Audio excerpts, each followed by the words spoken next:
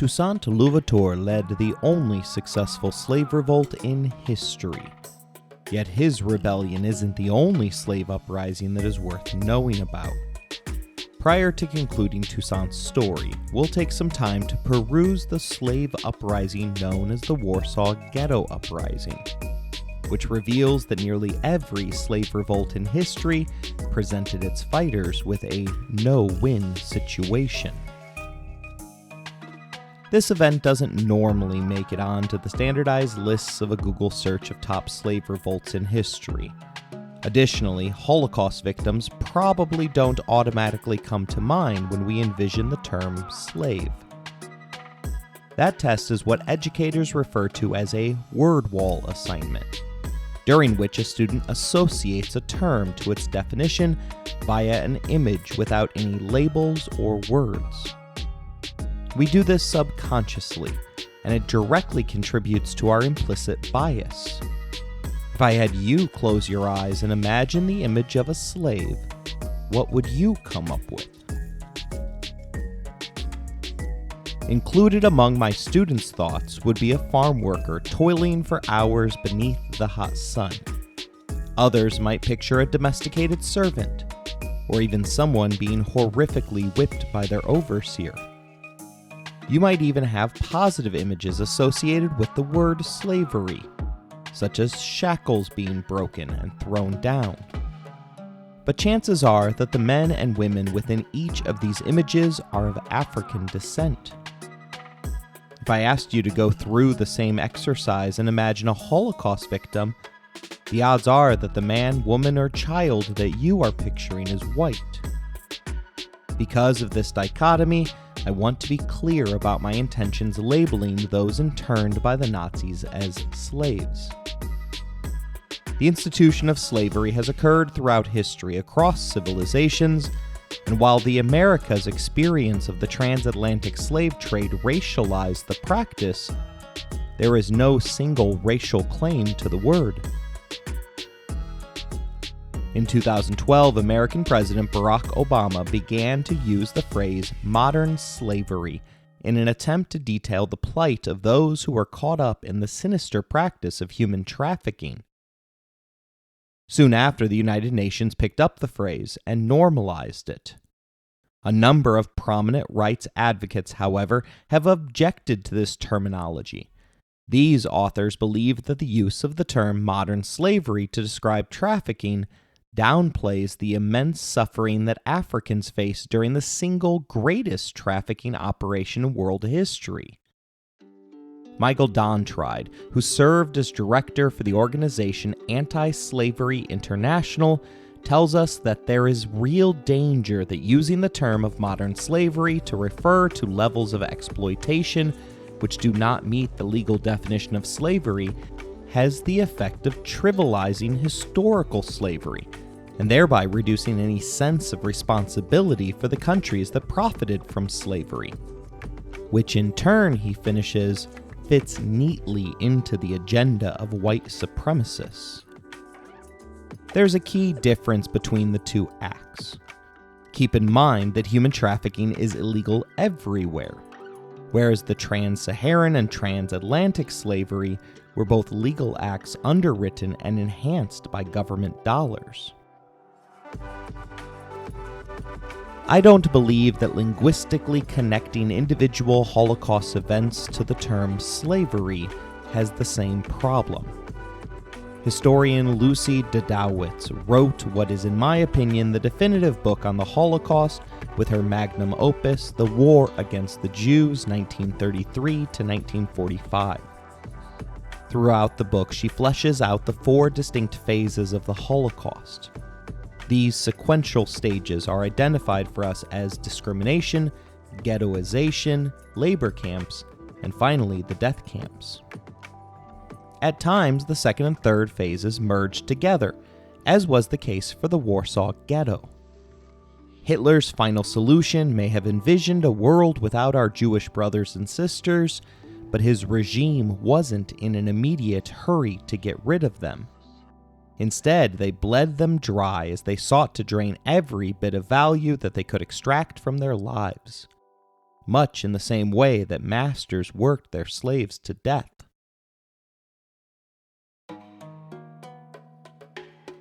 The 23rd Psalm is the Holocaust memoir that I happened to use in class. In a chance run-in at the U.S. Holocaust Museum, the author himself convinced me that this was the right book for my students. He argued two things. First, that he experienced the initial phase of the Holocaust at the same age as my freshman students. Secondly, he came up against each and every phase of the Holocaust, including surviving 2 separate death camps. In his life story, George Lucian Saltzman magnificently details each stage of the Holocaust in his effort to help the world never forget the individual horrors that collectively made up the Holocaust.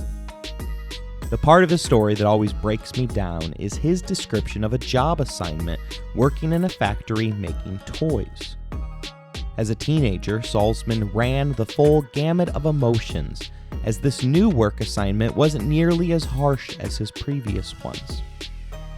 Even though it was easy and within a climate-controlled building, he still suffered beneath the yoke of forced labor. His job was to make toys, which, due to conscription laws, the Nazis' exclusion of women in the workforce, and their war against minority groups, were suddenly in short supply. The irony was not lost on the workers, as the Holocaust survivor contemplates the tragic thought that upon opening their gifts on Christmas Day, the German children would never know that these toys were stained with Jewish tears.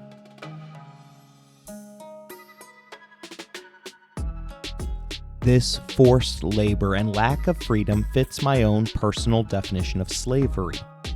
Still, there are those who would disagree with my decision to include a Holocaust uprising within the context of a discussion on slave revolts.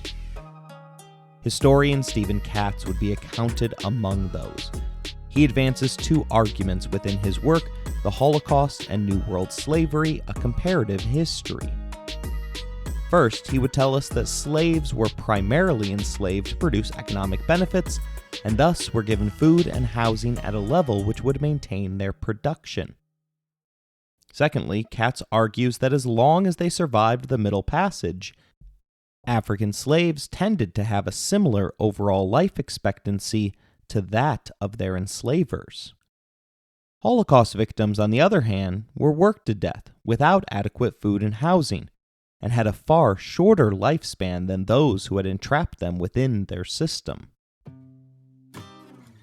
The Jewish populace of Warsaw and its surrounding areas had chosen to live within the ghetto, a Venetian term for an enclosed area populated by a minority group, after the daily discrimination had become sanctioned and led by the German-backed Polish government. Keep in mind that hindsight is 20/20. Families faced with the decision to relocate to the ghettos would have been fully aware of their people's historical suffering at the hands of the Gentiles. To them, this likely seemed to be a new wave of anti-Semitism. Their history would have taught them that their safest course of action would have been to swim with the current, keep their head down, and wait for it to pass. The families, which intuitively understood that this time was different, would have already missed their opportunity to escape the Nazis' reach. They would have risked their lives by remaining, as Anne Frank did, outside of the designated areas. Beyond the relative safety of the ghettos, the feared special forces of the SS, known as the Einsatzgruppen, hunted down all fugitives, oftentimes displaying their handiwork by discarding the bodies of their victims along the well-worn paths from the ghetto to temple. These small atrocities served to validate the choice of those who decided to move into the ghetto. There was a semblance of normality within the Warsaw Ghetto. Bars existed, granting those who had managed to retain some money a chance to socialize their immense sorrows away. Smuggling, performed by children small enough to squeeze through the sewer grates, supported a thriving black market. Even historians did the work necessary to hold accountable those who had chosen to commit these crimes against their humanity. Emanuel Riggenblum and Rachel Arbach were among those who led the way to document every piece of evidence for each crime in what must have seemed to have been an endless sea of atrocities. Their illegal records survived, buried within a series of milk cans and metal boxes.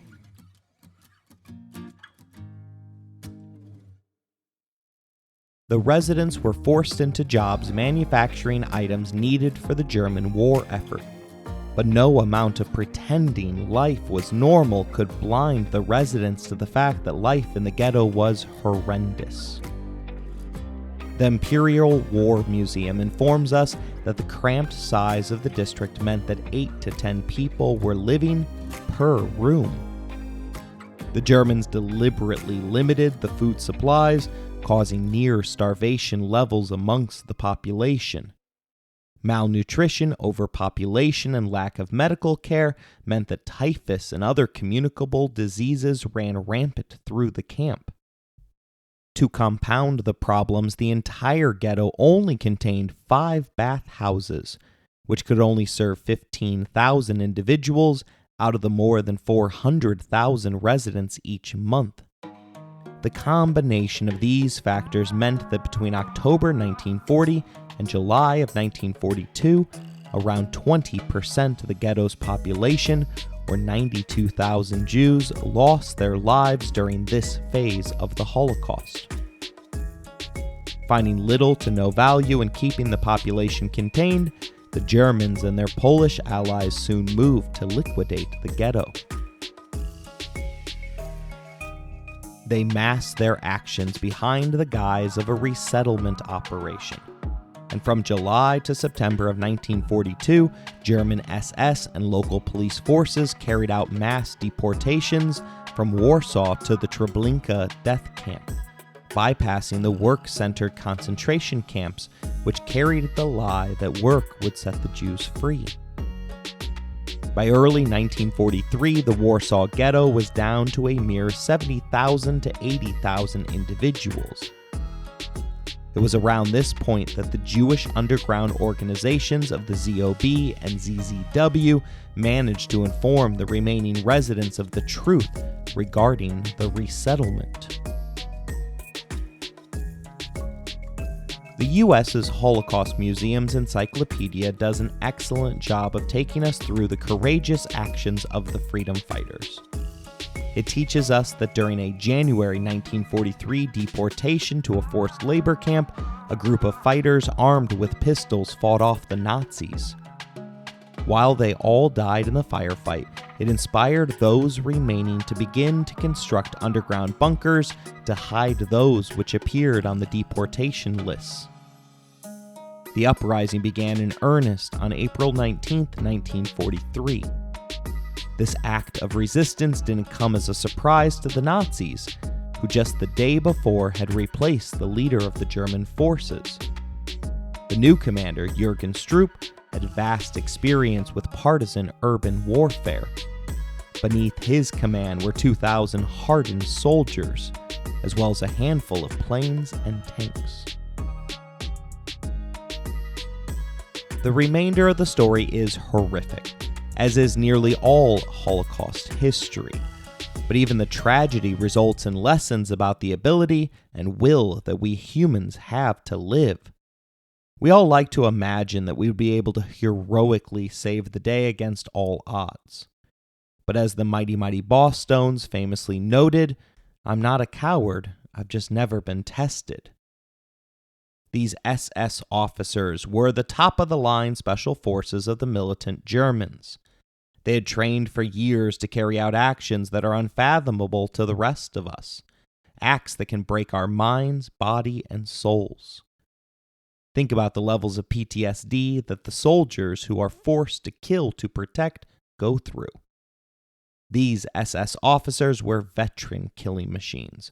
Going up against them required the highest levels of courage. But often, courage alone is not enough. But it is something.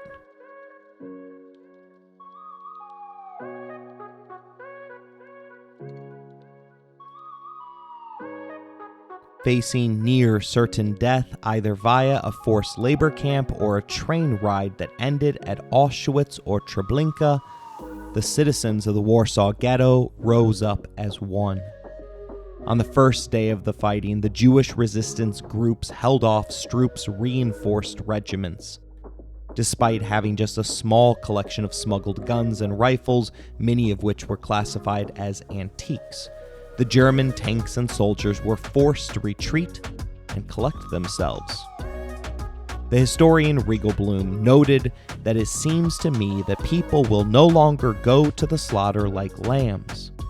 They want the enemy to pay dearly for their lives. They'll fling themselves at them with knives, staves, coal, gas.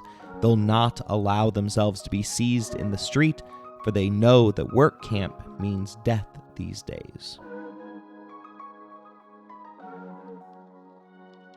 Upon being repelled, they sent for reinforcements.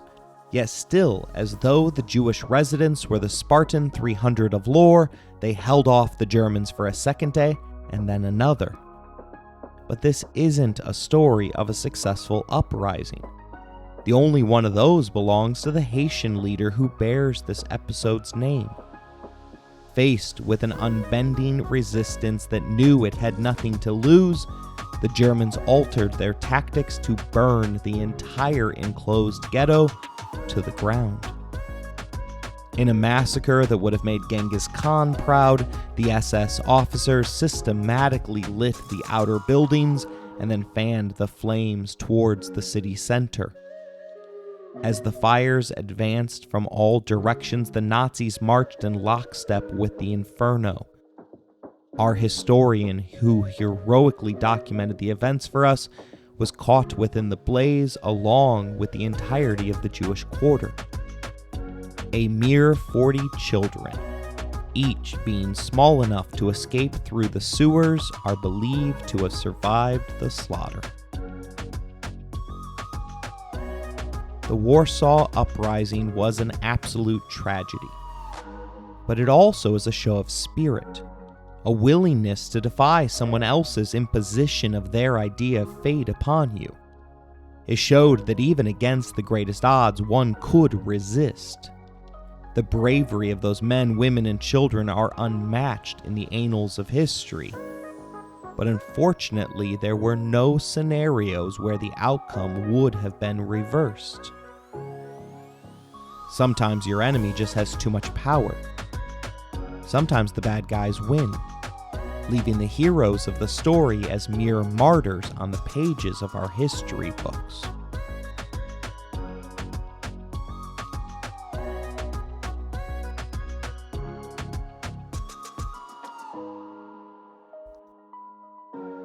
You're listening to Empires, Anarchy, and Other Notable Moments, a podcast designed for deep dives that assist in the teaching of history.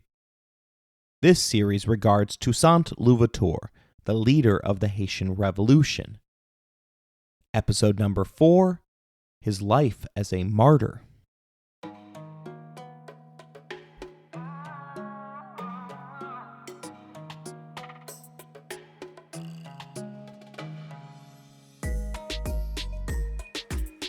Toussaint Louverture had experienced more than a lifetime in his 50 years. The man had been born a slave to the French colony that would eventually become the nation of Haiti. He had been freed, but was soon forced to return to his former master's plantation in order to make amends for a failed business venture which saw him purchase his own slaves, one of whom would go on to become the first president of Haiti. He had initiated the 1791 island-wide slave revolt out of a concern that his still enslaved family might be forcibly split up. After announcing his role as rebel leader, he merged his cause with the Spanish soldiers that shared the island. Only after they showed a hint of mistrust, Louverture switched sides again, this time allying himself with forces tied to a white commissioner who had gone on to free all of Haiti's slaves without first seeking permission from Paris. After reconquering the lands that he had previously taken for Spain, he became the leading political figure for the black portion of the island's populace. From there, he systematically removed the men that were empowered over him, leaving his as the lone voice of influence. He skillfully worked back channels to ensure that Haiti's economy continued to receive necessary trade from the Americas and England, despite the fact that his land's colonial master was in the midst of an economic war with the two Anglo powers. In short, he had managed to go from a slave on the Breda plantation to the overlord of colonial Haiti. But as we know by now, absolute power tends to corrupt absolutely. Soon, the man who had begun a rebellion on behalf of his family began to fall beneath the temptations of absolute authority. His fall began by seeking the favor of women outside the bounds of his marriage. His affairs were not just sins of lust, as he specifically targeted for his mistresses the white wives of former slave owners. Historian Philippe Girard, one of our main sources for this series, tells us that revenge was at the forefront of his thoughts, noting that although he never spoke on it, his own daughter's biracial baby served as a reminder of a time when the masters had taken whatever they wanted without any concern for what was morally right. Louverture's downfall came in part from the fact that he had told too many lies to too many individuals.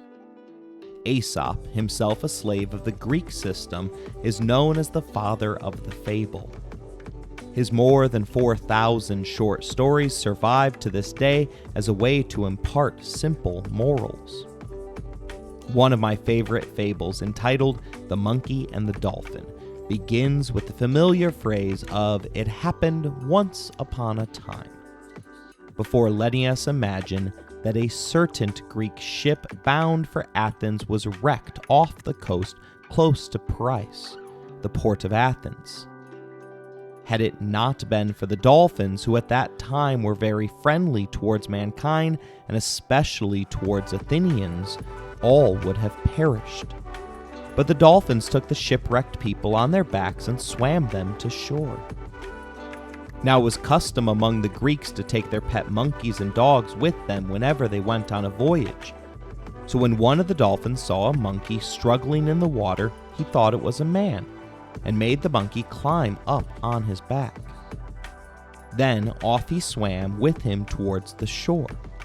The monkey sat up, grave and dignified, on the dolphin's back. "You are a citizen of illustrious Athens, are you not?" asked the dolphin politely.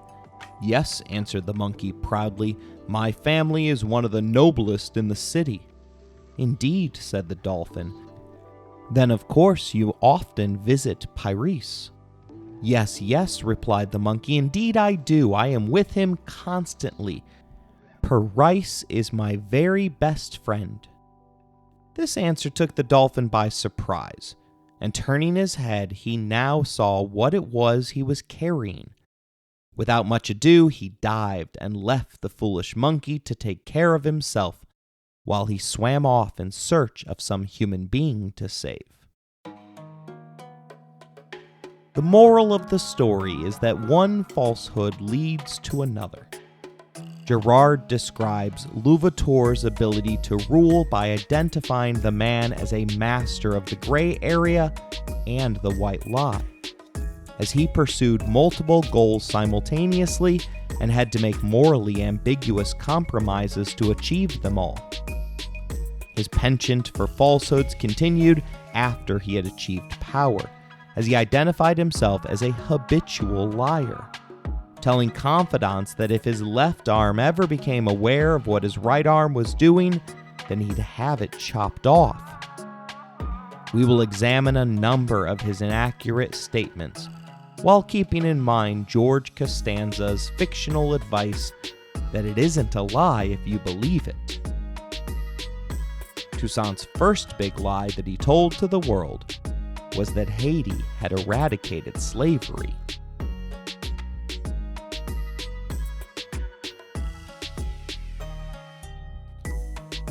We have previously described how awful workers had it within the sugar cultivation industry.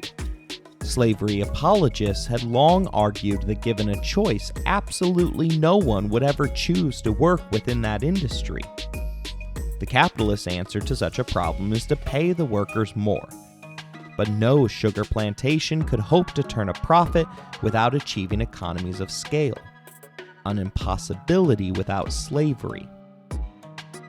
Mitchell Hilliard Dahl Albartrol found in 1775 that each Haitian slave produced 600 to 1,800 colonial livres more than it cost to free them. That resulted in an 8 to 10% return on investment. That is in line with the return on investment expectation for stock market investors throughout the 20th century. No matter how beloved a product is, producers won't continue to make it if it isn't profitable. Take, for instance, the esteemed banana. Bad news for you banana enthusiasts. It's going extinct. 99% of all bananas cultivated are of a specific variety, known as the Cavendish. Monoculturalists chose to elevate this banana at the expense of others because it was the most profitable. Soon, other versions of the naturally occurring fruit vanished. But no one cared, because we still had the banana that we have grown to love and trust. Unfortunately, the Cavendish is susceptible to a number of diseases, including a fungus that each Cavendish offspring is born with. The disease has proven to be an irreversible ticking time bomb. Through herbicides and pesticides, farmers are able to prolong the plant's life in order to narrowly maintain profitability. But as the disease grows resistant to our chemicals, farmers will inevitably be faced with a choice: either raise the price of bananas or let the plant die so that they can utilize their land for a new, more profitable cash crop. The issue is even more acute for banana planters in Africa, as a new threat lovingly referred to by diseaseologists as tropical disease number 4 has emerged. CNN informs us that a single clamp of contaminated dirt is enough to spread TD4 like wildfire. Once infected, the banana plant begins to suffocate, unable to pick up water necessary for its survival. George Mahuku, a plant pathologist, is trying to turn the tide in the efforts to save the industry. But it is costly, as CNN notes that one plantation has already lost $7.5 million in economic value after a total of 230,000 plants were destroyed. For the Nampula province, the absence of the banana would ripple throughout the economy, as they are critical for African food security and income generation for more than 100 million people. Likewise, the sugar industry was the lifeblood of Haiti's economy, and it was faced with a similar existential crisis. In 1789, the island produced 138 million pounds of sugar. 6 years later, in 1795, it had declined to a mere 1.6 million pounds. Coffee production declined by a staggering 97.4%. Similarly, cotton dropped by 99%, and indigo went from 958,628 pounds to just 4,793. It wasn't disease that destroyed Haiti's economic engine, but rather a desire to express freedom through economic choices. Having never previously had a choice, Haiti's free slaves decided that they weren't willing to go back to their former lives, even if they were getting paid for their labor. There were no other alternative avenues for making a living, but the freedmen found that they were okay with that, deciding instead to live out their remaining days as subsistence farmers on small plots of land that had been clawed away from the owners during the Revolution. The situation was so dire that Girard notes that Louverture did not so much as seize power as inherit an economic wasteland.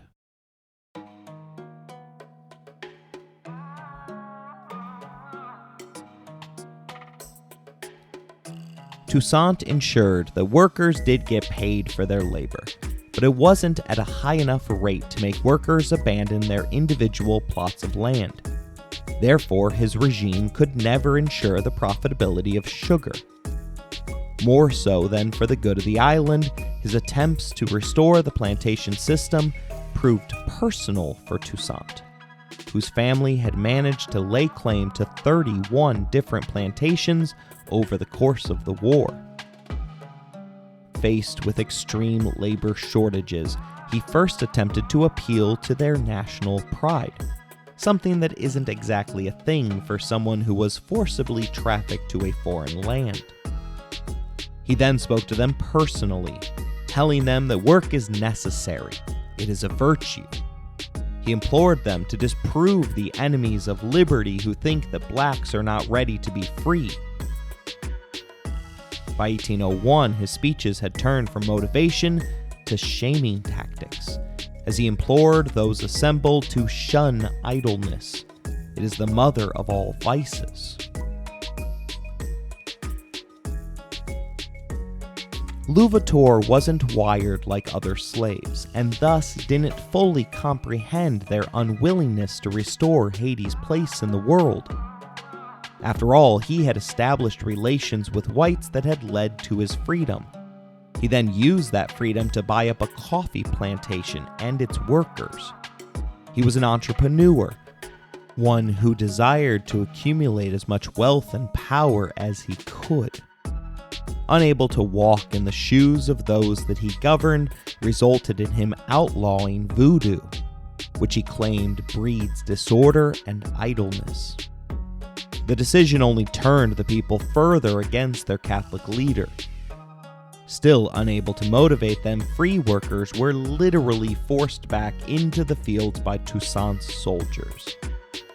Historian Jeremy Popkin, our other main source, details Louverture's vision of a militarized machine for agricultural production in which runaway workers were regularly shot as deserters. Soon, women far outnumbered men in the fields, but Girard tells us that equal work did not bring equal pay. For when the plantation's crop was distributed, as salary, female field hands received 2/3 of the share their male counterparts got. Women were also denied the higher paying jobs, such as sugar refiner and foreman. Soon, the 1-year requirement of labor turned to 3, before then becoming a life sentence. This legal obligation to remain beneath your employer's yoke essentially turned them into serfs, which is really just a nice way of saying slave. Rebellion once stoked is hard to put out. An African-born freedman who formed the vast majority of the plantation workforce began to itch their nagging suspicion that those in government had hijacked the slave revolt for their own purposes. In short, they had used them as a stepping stone for their own enrichment. A cycle of violence began anew, and when Toussaint rushed to calm things down, they took the opportunity to finish him off, wounding him in the leg with a silver bullet. His response to the legitimate concerns of his people was to proclaim that stealing plantation produce, a necessity for the workers' survival, was now punishable with death. That sanction happened to be far worse than had been previously instituted by the Black Codes. The incident provided a moment of clarity for the workers. Toussaint may have once been one of them, and while he continued to look like them, he was no longer one of them.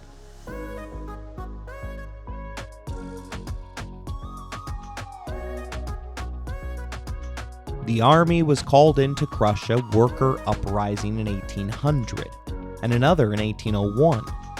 More than 6,000 cultivators were put to death for actions that were similar to those that Toussaint had previously led. His own nephew, General Moise, balked at the requirement to put to death the agitated workers, stating that he was unwilling to be the executioner of my color. He was subsequently court-martialed and shot for his speaking into existence his moral objection. Soon, there weren't enough workers on the island to sustain the restarted plantations. One Frenchman wrote that the revolution was a greedy reaper, and the island's population had dropped by 1/3 from its pre-revolution high. In search of a solution, Toussaint initiated secret meetings with the British in an attempt to supplement his island's workforce by purchasing a significant number of African slaves. The imported laborers would be quote-unquote freed upon arrival, but then forced into labor on the plantations in an attempt to jumpstart the economy. He repeated his efforts to restart the importation of slavery in 1800, after clearing Santo Domingo of all remaining Spaniards. His message to those which the Spanish had enslaved was contradictory, as he told Dominican slaves that they would enjoy their liberty and receive 1/4 of the crop as salary, just like the cultivators of Haiti. But he immediately insisted that they work, even more than before, that they remain obedient, and that they do their duty with diligence, being fully determined to punish severely those who do not. Ultimately, history has to judge the statement that Toussaint Louverture ended slavery in Haiti as false.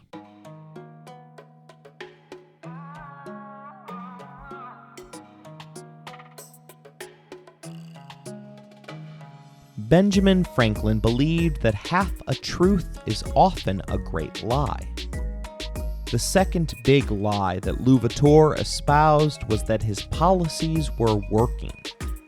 In 1802, Toussaint declared that cultivation and commerce were flourishing, and the island had reached a degree of splendor never seen before. But he was playing a double game. His insistence in maintaining a massive army meant that the government's coffers regularly ran dry. Military officials report that they were paid too little and far too late. Meanwhile, a large portion of the state's funds went directly into the pockets of the Louverture family. To be clear, there were successes, as coffee production had reached 3/5 of its pre-revolutionary levels. However, he couldn't figure out how to have the same effect on sugar. His governing style was that of a micromanager, which rarely works on a countrywide scale. Girard informs us that he personally decided on all matters in the colony, no matter how trivial. To accommodate the workload, he employed multiple secretaries at once. He was also paranoid, and had each secretary write a portion of his most sensitive letters, which he then assembled in private like an alchemist synthesizing a dangerous chemical compound. Had Toussaint's policies actually worked, Napoleon would have likely ignored his ambitions and repeated transgressions against France. After all, it's easy to sweep any controversy under the rug if the money continues to flow.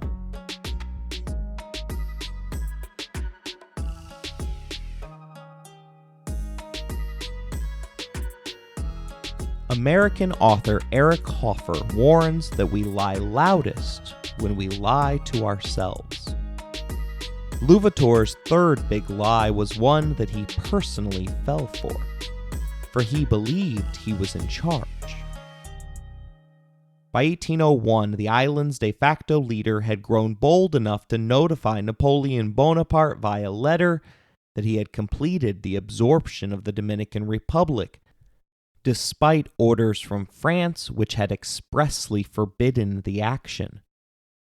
Girard informs us that Toussaint boasted in the letter that black troops had shown during the invasion that they are capable of the greatest things. Before continuing with the line, I hope that, better disciplined, they will be able in the future to hold their own against European troops. The historian points out that the subtext was clear, as Toussaint was really writing that I may have disobeyed you, but if you ever try to overthrow me, I will stand my ground. It was a huge gamble, but for the moment Napoleon remained bogged down in his never-ending feud with England, and had thus far in his reign shown little interest in France's America's project. Still, the French ruler wasn't one to be challenged. After all, the man does have an entire complex about not backing down from a fight named after him.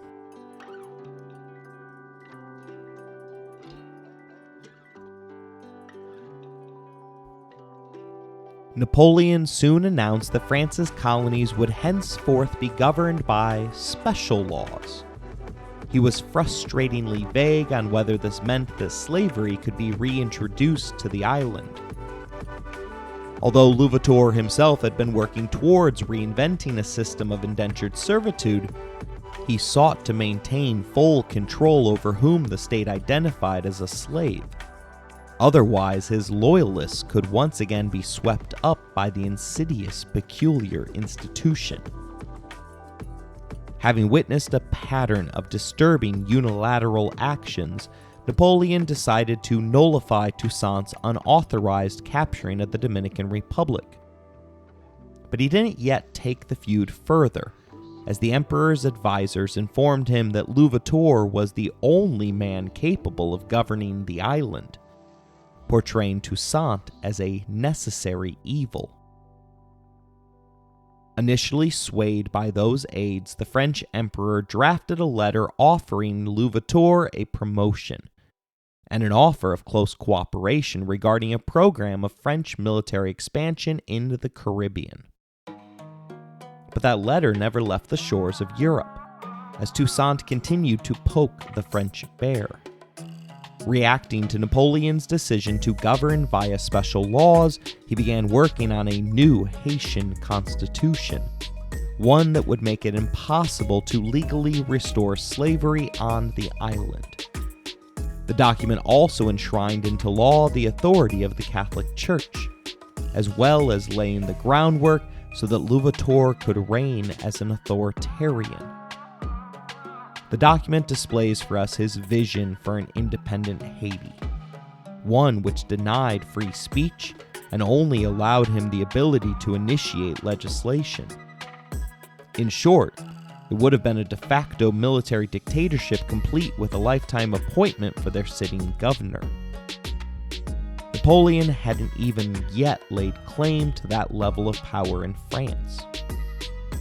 Girard tells us that Louverture's constitution was viewed as a declaration of independence by all those who read it. America's ambassador was one of those who received a copy. After reading it, he proclaimed that Louverture was now in open revolt against Spain. But Toussaint didn't have all of his chickens in a row. Crucially, he had forgotten about his children, who were residing in Paris while they obtained a European elite education. The boys soon became hostages, used to nudge their father back towards the path of good behavior. While the children were allowed to continue their studies, they were forbidden from returning home.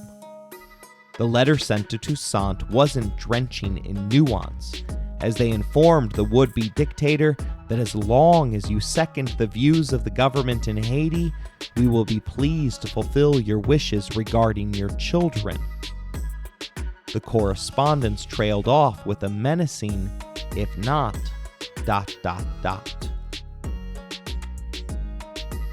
From this point forward, all of his son's correspondences reek of having been heavily influenced by their captors, as their content regularly dwelt on the perceived shortcomings of their father's policies. Largely because of this situation, Louverture never actually declared independence from France. Unable to properly secede, he took out his frustrations on his own people by assigning military tribunals to deal with all thefts. His newly created code of laws assigned the death penalty to a wide range of crimes, including rape, conspiracy, arson, as well as horse theft. Seeking to gain an edge on his perceived overseas opponent, the Black Napoleon, as Toussaint had styled himself, subscribed to every newspaper in Paris and took up the practice of reading his mail while in the bath after hearing that was how Bonaparte managed his own oversized workload. Toussaint's penchant for work soon isolated him from even those in his inner circle. His ego, which was a weakness for him, soon cut him off from the real world. He abruptly ended relations with the United States after Thomas Jefferson, a noted slave owner, ascended to the Oval Office. He seethed at the fact that Napoleon would ignore his request to write him back.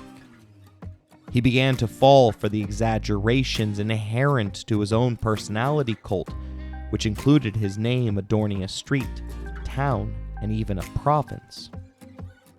Girard notes that men who have no equal are condemned to live a lonely life.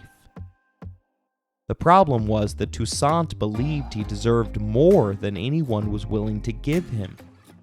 Although Napoleon, who was known to harbor prejudice against Toussaint's race, was willing to treat Toussaint as something close to an equal, he wasn't willing to go beyond, leading Toussaint to complain that if I were white, I would only receive praise, but I actually deserve even more as a black man who has achieved so much.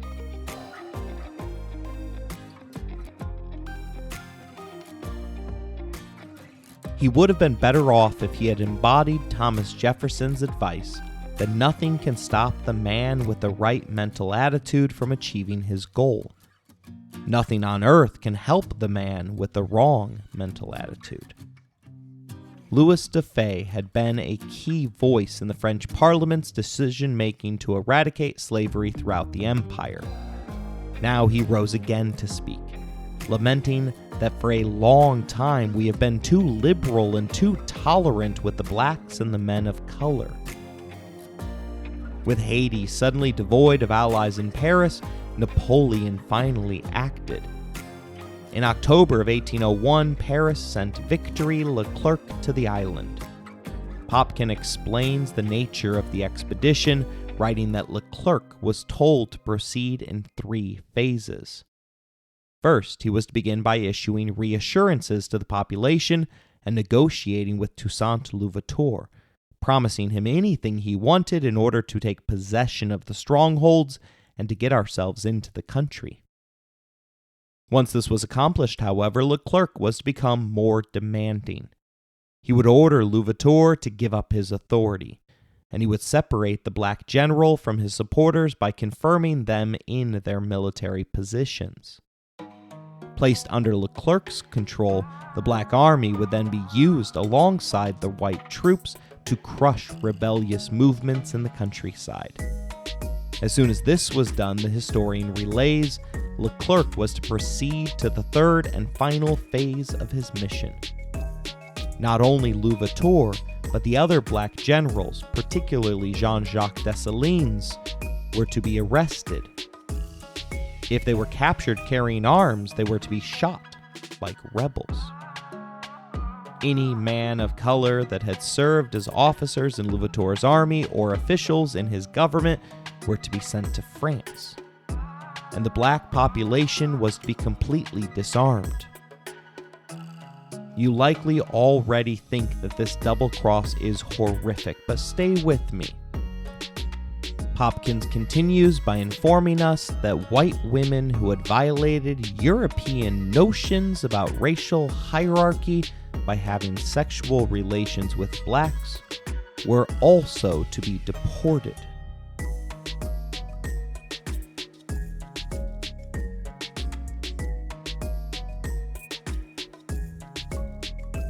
Toussaint's lies had finally caught up to him, but it would take 3 months for Leclerc to reach the shores of the Caribbean, during which time our Black Napoleon doubled down on the oppression of his people, individuals whom he would need to call upon in the coming fight.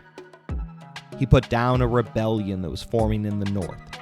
The insurgents had finally uncovered Toussaint's attempts at purchasing slaves from Jamaica. The minor rebellion was a dramatic one, as those who rose up in opposition walked holding chains in protest of Louverture's reinstatement of the chain gang as a punishment. They proclaimed that the next step was inevitably the restoration of their enslavement before chanting their unifying slogan of "Death to all white people."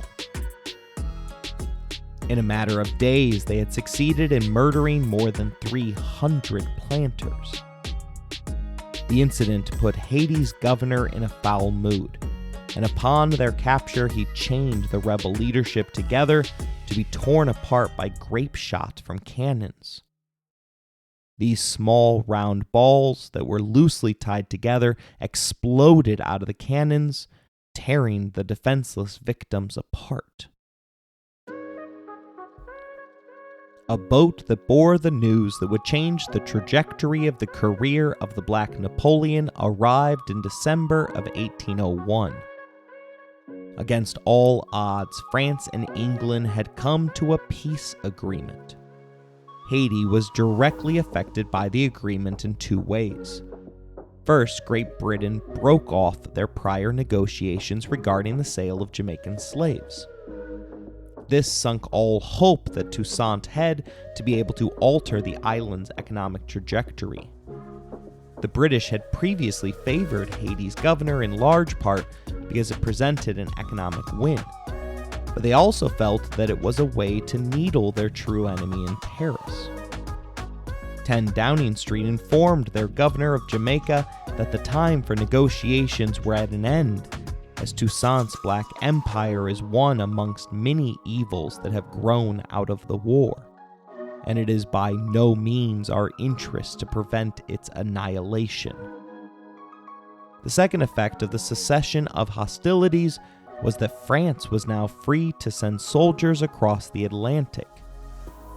Leclerc and a small army was well on his way.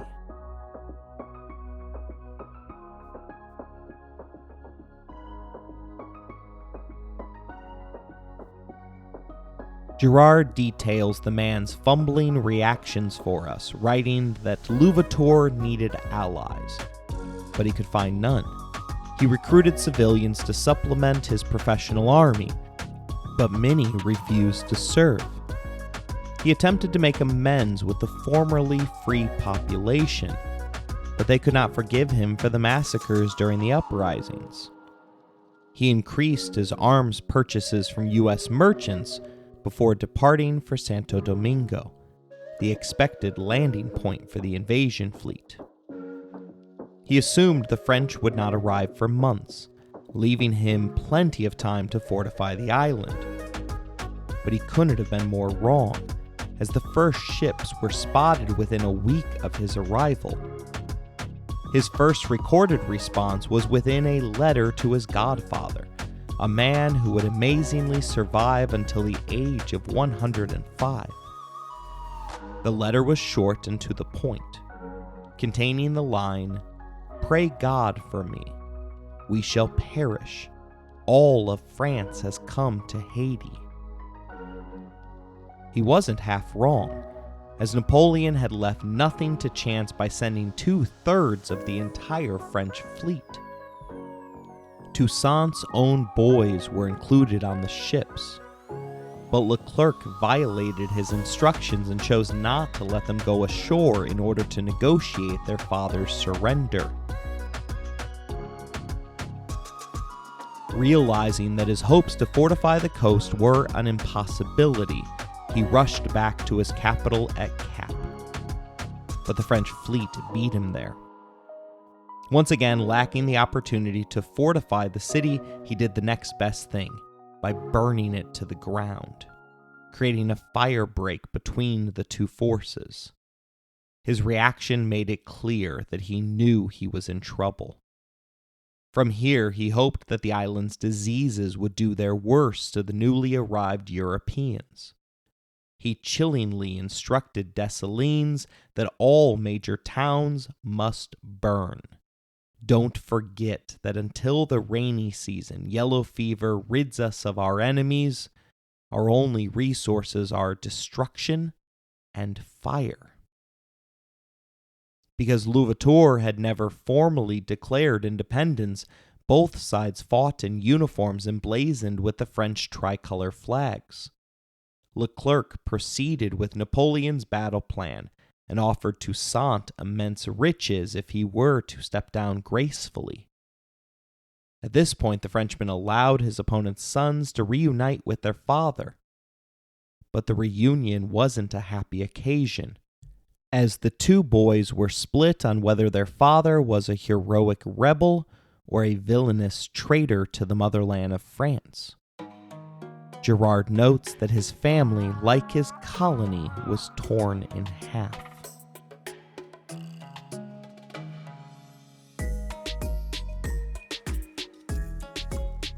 When the negotiations ceased to bear fruit, Leclerc declared Toussaint Louverture an outlaw, annulled all of his land holdings, and set out an order granting immunity to any man, woman, or child that murdered him. The facade that had been the Black Napoleon was destroyed. The fighting that ensued involved brutal hand-to-hand combat. Both Louverture and Leclerc were seriously wounded in the fighting. Once again, beneath the mantle of the Black Spartacus, Toussaint tried to draw out the war, knowing that disease would ravage his enemy if he could just keep the fighting going. For once, however, time wasn't on his side, as desertions quickly mounted, cascading through his ranks. In fact, he was nearly killed by some of those deserters in a firefight at Port-de-Paix. 4 months into the fighting, both sides were utterly exhausted. Leclerc had lost 10,000 to Louverture's 6,000, but the French had begun with far more troops. And on April 29th, Toussaint was forced to enter into a ceasefire. Seeking to lull his opponent into a false sense of security, Leclerc let him step down from governor and return to his estate. But Louverture's actions show that the man never intended to go quietly into the night. He refused to help Leclerc oversee the return of the workers to the fields. Furthermore, he insisted that his black generals be reincorporated into the French army. The rationale for the move was that it would allow his loyalists to keep a close eye on Leclerc's movements.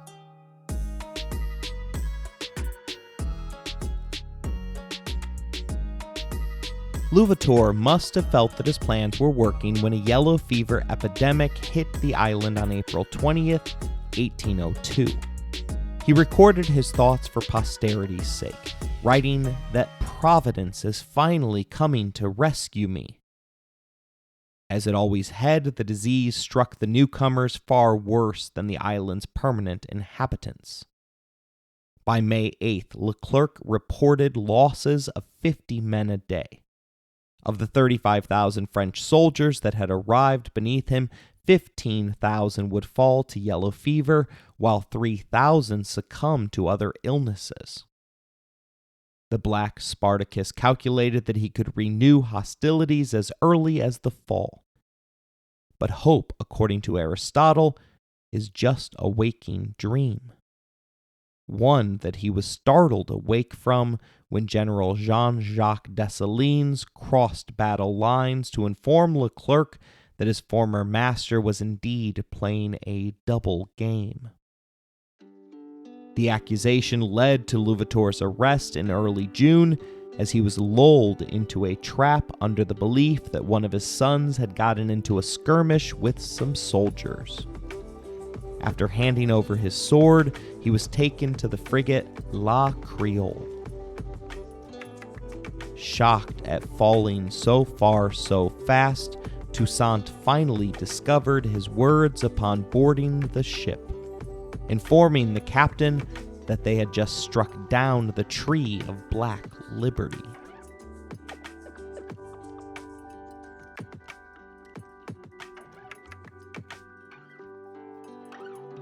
Gerard informs us that his family was arrested next, and aside from his niece, not one of Louverture's relatives ever set foot in Haiti again. The ship reached the French military port of Brest in July. Wanting to avoid the spectacle of a public trial, Napoleon locked him up and threw away the key. Louverture was anxious, but hoped to have the opportunity to justify his actions to Napoleon. But he was never going to be given the chance. They took him to the Fort de Joux, a medieval castle repurposed as a prison located deep within the Jura Mountains along the French-Swiss border. Gerard describes Louverture's last abode for us, writing that it was a forbidding place, bitterly cold in the winter months. And historian John Bigelow recently visited the still-standing castle and observed that of all the dreadful shapes which man's inhumanity to man has ever taken, there are few which feed the imagination with more fearful visions of misery and despair than were reflected from this dark, impenetrable mirror, framed 500 feet deep in granite. When I considered that all the enormities of which the structure had been the occasion and the theater were perpetuated in the quest of war, in all ages and countries the consecrated emblem of truth, I was struck for the 1000th time with the resemblance which runs through all the forms of human perseverity. Gerard takes us through the Haitian's experience, writing that Louverture was led up a flight of stairs, through a gate, another courtyard, another gate, another courtyard, and more gates still. His journey finally ended deep in the fort's innards. His cell was narrow, low, and dark. I thought I was entering an underground tunnel, his servant noted with horror. They only had 2 openings to the outside world. The first was the cell's door, whose 3 bolts only the prison director could unlock. The second was the cell's window, which was obstructed by iron bars, bricks, and storm shutters to prevent an escape. It was almost pitch dark, even in the daytime. Not even as a slave had Louverture's freedom been so restricted. Isn't it like burying a man alive, he wondered?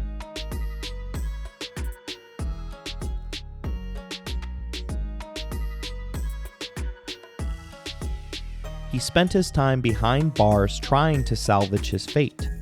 He labored diligently to write a 6,000-word petition to the emperor that he believed defended his actions. The document is oftentimes mistaken for Louverture's autobiography, but if that were his intention, it would have to be found lacking, as he only wrote 1 sentence in regards to his incredible pre-revolutionary life. The emperor never opted to read the document. Gerard informs us that Napoleon did not even honor Louverture with his hatred, as he instead buried him under his indifference. Toussaint patiently waited in his cell beneath the mountain for his words to be read. One of the fortress's guards noted that the prisoner spent the bulk of his days by his small window, his head resting on his hand against the iron grating, absorbed by a dark melancholy. He was a proud man, but sweet as a lamb. There was only silence to console him at the moment of his death. Freezing within the coldest region of France, he kept a raging fire going at all times in his cell. But one morning his guard arrived to find his deceased body sitting silent and perfectly still in his chair beside the fire. He had survived his imprisonment a mere 8 months.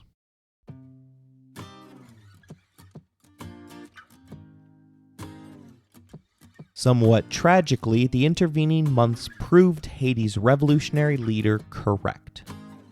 Leclerc succumbed to yellow fever one day after the Catholic holiday of the Day of the Dead. Ironically, Toussaint took his name from that holiday, which in English meant All Saints' Day.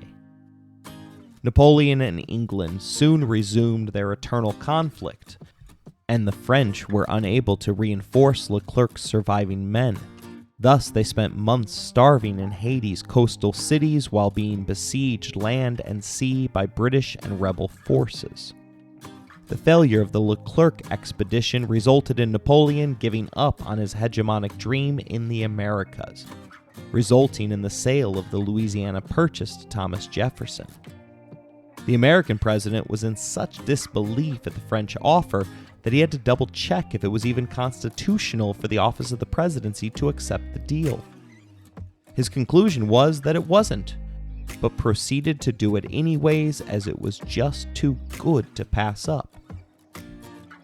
Historians Robert Wright and David Cowan note that the real estate deal of the millennium meant that overnight the upstart nation acquired land physically larger than France, Spain, Portugal, Italy, Holland, Switzerland, and the British Isles combined. As Leclerc's forces disintegrated, Dessalines took the fight to the French, eventually emerging victorious and daring to tread where Toussaint had been unwilling. He proved to be far less moderate in his governing style. For example, his speech announcing the nation's independence included the memorable line of independence or death. Let these sacred words unite us. Anathema to the French name, eternal hatred to France, that is our cry. He chose Louis Bossuet-Tonnerre to write the Declaration of Independence after the French-educated man had supposedly declared that to draw up the Act of Independence, we need the skin of a white man for parchment, his skull for an inkwell, his blood for ink, and a bayonet for a pen. Along with the official announcement, Dessalines changed the nation's name to Haiti, which served as a throwback to the island's original Taino residents. The word means mountainous island.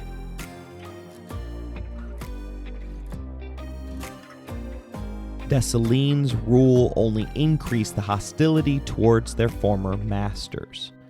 The pent-up outrage erupted in 1804 as the new government decreed that most of the white people ought to be put to death for past crimes. 3,000 to 5,000 were executed over the span of weeks. Girard tells us that under Dessalines' definition of citizenship, to be Haitian was to be black. This strongly suggests that parts of Louverture's historical legacy was to be that of a Jomo Kenyatta or Nelson Mandela figure, men who had every reason to seek revenge against the colony's elites, but who instead chose to create a functioning country that worked for all of the nation's citizens. Dessalines, on the other hand, turned the newly minted Haiti into a pariah state. It remained so for more than 2 centuries after Toussaint had led an uprising for the purpose of maintaining his family's unity. In 1991, Venezuela, something of a pariah state itself, explained their reluctance at involving itself more within Haiti's domestic affairs, by having its ambassador articulate that it is the only black country in Latin America, before then going on to explain that it was very foreign to our own region.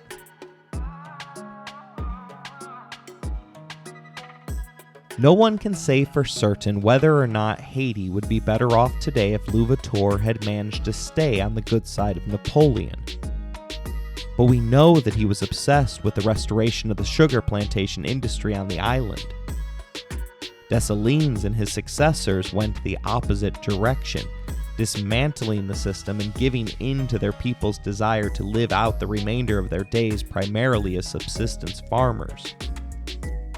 The island's surrender meant that slavery increased in other parts of the Caribbean as a result of the Haitian Revolution, as slaves were swiftly imported to Cuba and other nations to fulfill the demand in sugar left in the wake.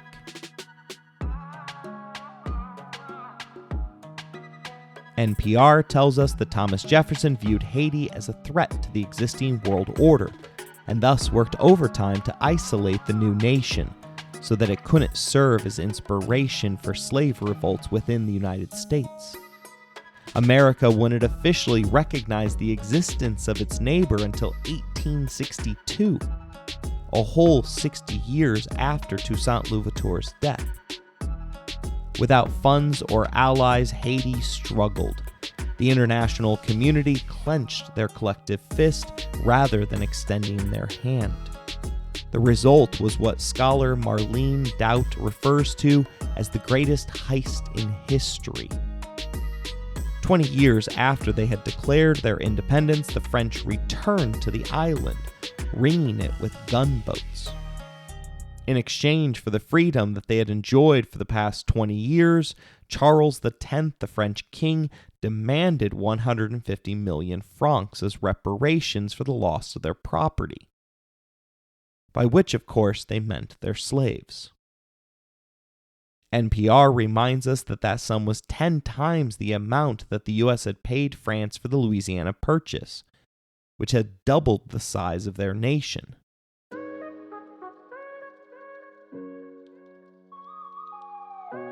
Haiti was forced to cave to the demands in order to secure its independence. The amount was too much for the young nation, and so it had to take out loans with hefty interest rates from a French bank. Over the next century, Haiti paid French slaveholders and their descendants the equivalent of between 20 and 30 billion in today's dollars. It took Haiti 122 years to pay it off, severely damaging the newly independent country's ability to prosper. Despite this horrific start, Haiti managed to become a beacon of hope for enslaved people of African descent in the Americas. But for those still trapped within the peculiar institution, Louverture's system became the model for the unfair emancipation transition period. Girard writes, as abolition spread from the middle to the end of the 19th century, European empires faced a problem familiar to Haitian leaders: how to satisfy their labor needs in a post-emancipation society. They often settled on a solution that Louverture would have recognized. In the British and Spanish Caribbean, formal emancipation was followed by a transition period during which freedmen were forced to remain on their plantations. Within the British and French Caribbean, Indian and Chinese indentured servants were soon imported. Even in the US and Brazil, where slavery was abolished outright without a transition period, and where massive European immigration alleviated labor shortages, former slaves continued to toil on their master's land under semi-free systems like sharecropping, governed by the passage of Jim Crow laws. All too often, freed did not necessarily mean free.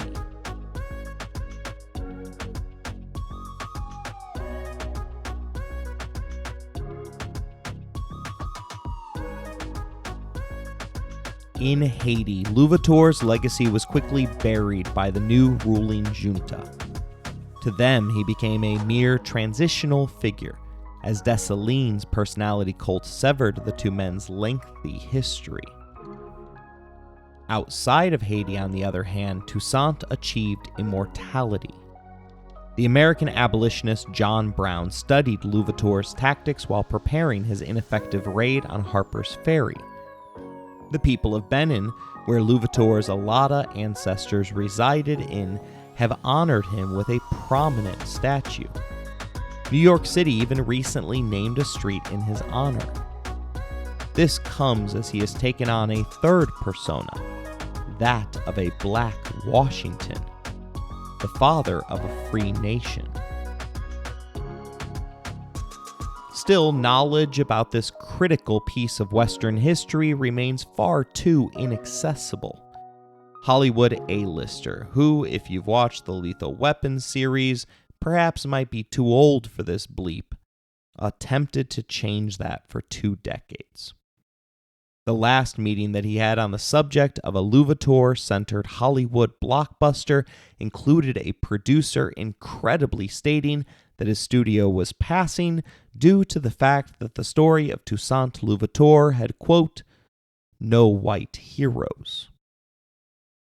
Historian Alyssa Goldstein-Sepinwall reveals that Glover wasn't alone in his efforts of bringing the Black Spartacus to the silver screen, as Harry Belafonte, William Marshall, Ellen Holly, and Sidney Poitier were all turned down. Poitier's failure is quite remarkable, as he happened to have been the first African American to have ever won a Best Actor Oscar.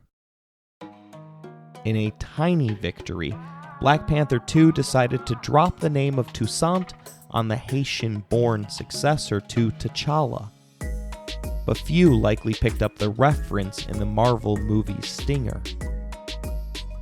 Sepinwall informs us that the challenge of getting producers to fund a film on Haiti's revolution has been exacerbated by the fact that this event doesn't fit into the kinds of Black history storylines the studios prefer.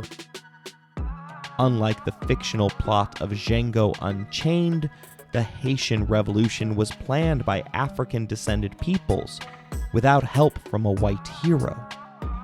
Unlike the insurrection led by Nat Turner, presented in Nate Parker's brilliant film The Birth of a Nation, Haitians overthrew their oppressors and forced slavery's end. And that is how I would like to remember Toussaint Louverture. The man, like all of our heroes, wasn't perfect, but he did succeed. Far too often, humans are forced into no-win situations. Every once in a while, they're able to cheat the system and achieve victory. This often comes at great cost to themselves. In Toussaint's case, it came with the loss of his life and legacy.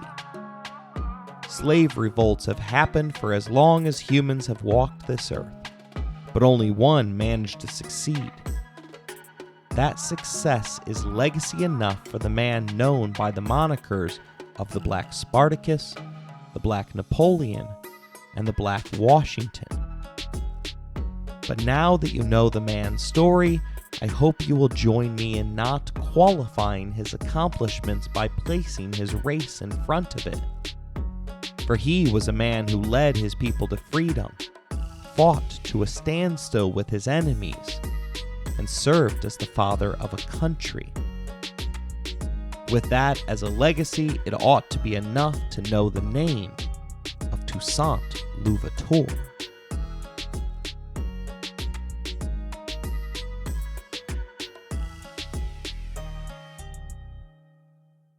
I hope you enjoyed this episode. If you want to interact with the show, you can email us at resourcesbylowery@gmail.com. If you would like to financially support the show, please look in the show description for more information. As always, thank you for listening, rating the show, and spreading the word.